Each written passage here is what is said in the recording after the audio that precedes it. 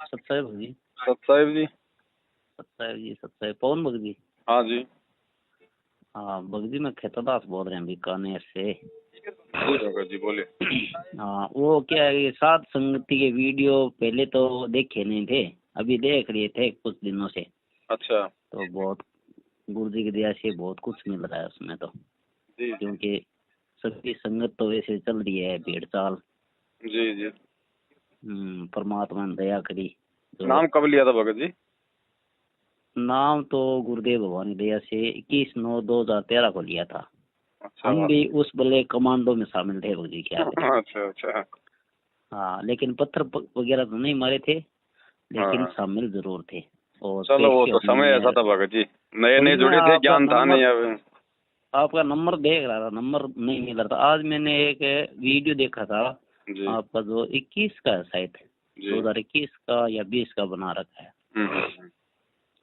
उसमें जो गुरु जी की वो रिमांड वाली जो बातें है जो सारी जी जी। देख के, वो वीडियो पूरा वही है। अभी लास्ट में आपके नंबर मिले मेरे को। अच्छा अच्छा। मैंने सोचा पवन भगत जी से बात करें। हम्म। तो मेरे को एक भगत ने भी बोला था, हम्म। मैंने कि वो आपके वीडियो है ना, वीडियो गुरुदेव भगवान की दया से वो व्हाट्सएप पे होता है ना वो स्टोरी, जी जी जी। वहाँ पे लगा दिए थे। अच्छा। तो मेरे पास एक भगत का फोन आया था, हम्म। क्या कर रहे हो, उनका वीडियो भेजता हूँ, लेकिन मेरी नो एंट्री भी हो रखी है। अच्छा आपका दोबारा से प्रार्थना लगो। मैंने अच्छा। बोला नहीं, मैंने कुछ नहीं लगानी, जो भूल भूल में लगानी थी लगा दी। नो एंट्री लेकिन वे तुम लोगों ने कर रखी है, भगवान ने थोड़ी करी है। हाँ भगत जी है वो वीडियो गुरुदेव भगवान की दया से आपका देखा था कि परमात्मा तो एंट्री देने के लिए आते हैं। सही एंट्री, बात नो है। एंट्री तो एक बार करी थी हमारी। तो मैंने बिल्कुल। उस भगत को बोला, भगत जी नहीं, वो राधे श्याम है हमारे शेरुना, जैसे बीकानेर में है शेरुना गांव। जी। पवन है ना आपके नाम राशि, पवन है बीकानेर आओ, वाला कोऑर्डिनेटर। नामदान केंद्र भी खोल रखा था उसने हाँ पहले। हाँ हाँ, कोऑर्डिनेटर के साथ में रहता है वो, क्या नाम है, राधे श्याम जी। तो हम्म। अभी तो राधे श्याम जी की सेवा है नामदान पर, पवन की तो पता नहीं। वो वो यहाँ रहता आश्रम, है आजकल ज्यादातर, इसमें सोजत आश्रम में रहता है, पाली वाले में। आश्रम में ऑफर कर दिया उनको, तो पता नहीं हो सकता है आश्रम, हाँ क्योंकि हाँ। मेरी तो नो एंट्री हो रखी है 30 तारीख चौथे महीने से लेकर के ये चौथे नो महीने एंट्री के। भी भगत जी आप दया मानना, ये परमात्मा की दया है। बिल्कुल परमात्मा मालिक, इन लोगों से दूर कर रहे हैं, एक मौका जरूर देता है भगवान। बिल्कुल भगत जी। भगत जी मैंने वो भगत मेरे को 4 बार बोला था, अगली बार मेरे से बात हुई थी ना, वो हम्म हो गया 3-4 दिन हो गया। हम्म। तो भगत जी आप दोबारा से प्रार्थना लगो। मैंने बोला भगत जी नहीं, मैं तो ऐसे गलती नहीं करता, अंतर्यामी है।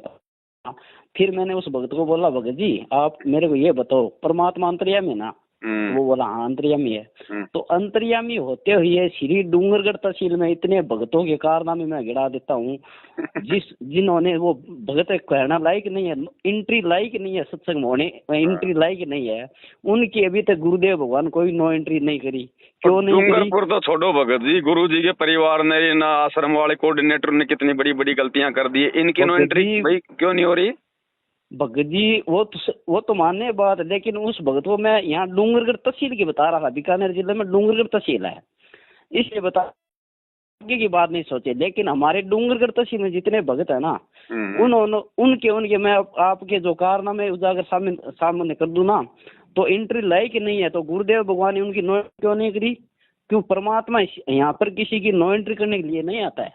सही। जैसे जैसे उनकी नो एंट्री क्यों नहीं करी थी, हमारे और आपके जैसे परमात्मा को आम इंसान समझ के, आम मनुष्य समझ के हम गधों ने वहाँ प्रार्थना नहीं लगाई, जना नो एंट्री परमात्मा नहीं की। बिल्कुल। लेकिन परमात्मा को मनुष्य मान करके जो करता है ना, वो परमात्मा सब कुछ देखता है। तो भगत जी मेरे को तो ना नो एंट्री तोड़वानी है, आपको जैसा लगता है वैसा करते रहो।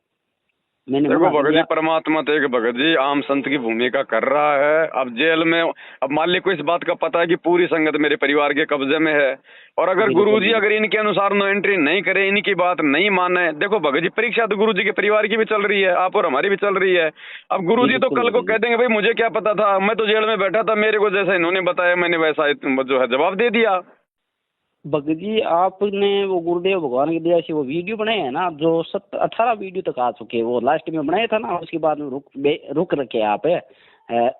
उस वीडियो को मैंने देखा था, एक 9वां पार्ट है जो भगवान बड़ा शैतान, उस विषय में जो मालिक की दया से बना रखा है ना आपने वीडियो।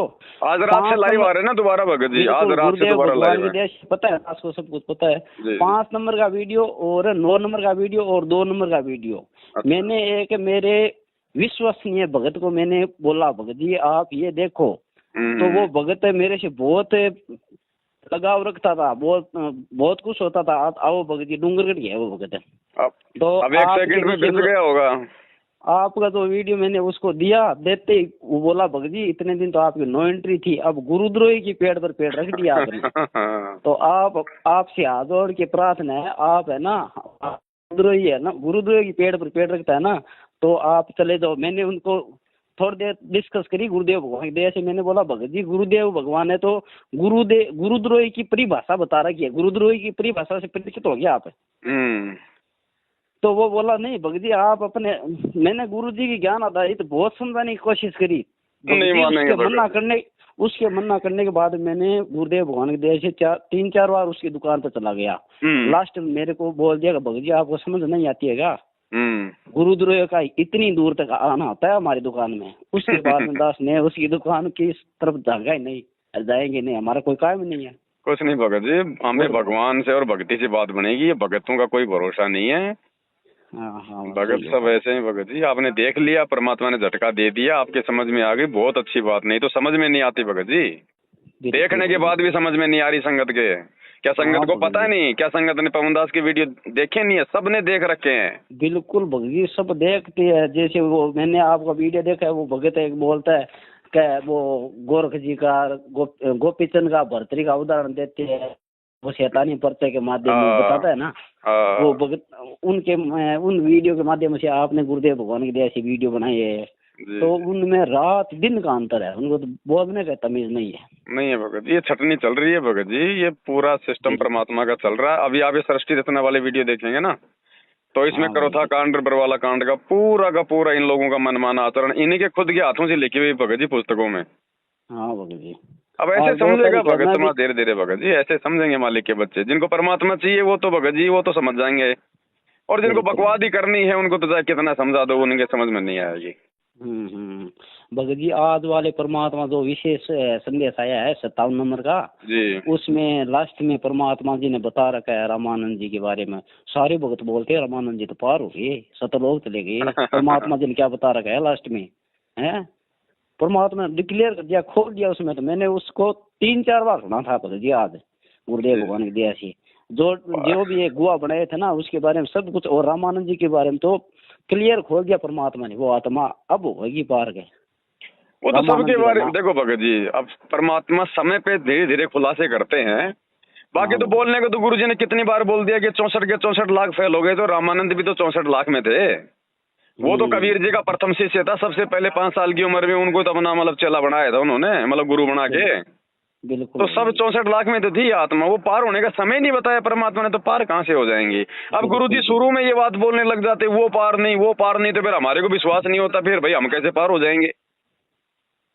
तो ज्ञान समझाने की दृष्टि से परमात्मा करते हैं ये। आपने गुरुदेव भगवान की दया से वो 36 नंबर एपिसोड है ना, उसका जो 40 सेकेंड का सरदात है, परमात्मा ने वीडियो बना रखे है, जो जिस वीडियो में परमात्मा जी बोलते हैं आपको सतलोक छोड़ के आऊंगा आप। हाँ वो अपनी माता जी को कह रहे हैं, माता जी के बारे में। वो मैंने गुरु जी की दया से बहुत कुछ आराम से देखा, बहुत ध्यान से सुना है, कितने पार हुई है। तो इस विषय में मैंने कुछ भक्तों से चर्चा करी कि भगत जी ऐसा थोड़ी होता है, गुरु जी के माँ बाप पार हुई नहीं है, पार हुई है सतलोक। भगत जी भगवान का बाप बन के कोई पार हो सकता है क्या? बिल्कुल भगवान का गुरु बन के कोई पार हो जाएगा क्या? नहीं बिल्कुल नहीं होगा। अब सतगुरु जी की जो मुंह बोली में जो माता जी है, अब भगत जी ना जाने बचपन में उन्होंने भगवान को जो है कितने थप्पड़ मारे होंगे, कितना क्या किया होगा, गालियां निकाली होंगी, वो तो सारों कुछ अपन को पता ही है हमारे की दया से। अब ये लोग नहीं समझेंगे इन बातों को, इनको नहीं पता इन बातों का भगत जी। अब द्वापर युग में परमात्मा ने मतलब पहले तो सुदर्शन के माता पिता को भगवान ने खूब समझाया था करुणा में रूप में, लेकिन वो नहीं माने। फिर लास्ट में जब सुदर्शन का नंबर आया सतलोक का, तो वो भी मानसरोवर में जाके अटक गए अपने माता पिता के चक्कर में। तो परमात्मा ने जमल की प्रॉमिस किया था कि ठीक है बेटा मैं तेरे माता पिता को पार करूंगा। फिर परमात्मा ने एक मतलब 2 साल के बच्चे का एक मतलब रूप बनाया और जैसे मतलब जैसे वो अपने माता पिता से मतलब बिछुड़ गया हो, खो गया हो, तो सुदर्शन के माता पिता उसको ले आए।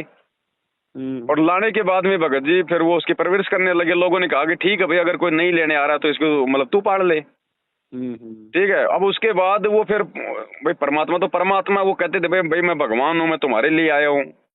तो उन्होंने उनको थप्पड़ मारा, एक थप्पड़ मारते परमात्मा अंतर ध्यान हो गए। फिर पूरा जिंदगी वो उसी में रहे, चिंता में किए, तो भगवान था, परमात्मा था।